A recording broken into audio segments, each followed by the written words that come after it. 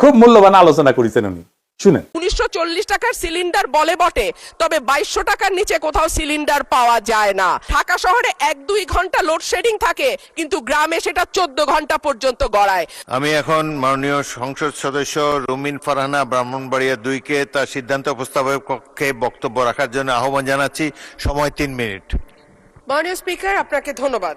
মাননীয় স্পিকার, মেঘনা আর তিতাসপাড়ের দেশ ব্রাহ্মণবাড়িয়া, ওস্তাদ আলাউদ্দিন খাঁ কিংবা শচীন দেব বর্মনের দেশ ব্রাহ্মণবাড়িয়া, কীর্তন আর বাউল গানের দেশ ব্রাহ্মণবাড়িয়া, ছানামুখী মিষ্টির অপূর্ব স্বাদের দেশ আমার বাউনবাড়িয়া, দিগন্ত জোড়া হাওড়ের দেশ বাউনবাড়িয়া, আবার তুচ্ছ বিষয়ে ট্যাটা নিয়ে মাঠে নামার দেশও কিন্তু ব্রাহ্মণবাড়িয়া। মাননীয় স্পিকার, বাংলাদেশের শিল্প সাহিত্য সংস্কৃতির রাজধানী বলা হয় ব্রাহ্মণবাড়িয়াকে।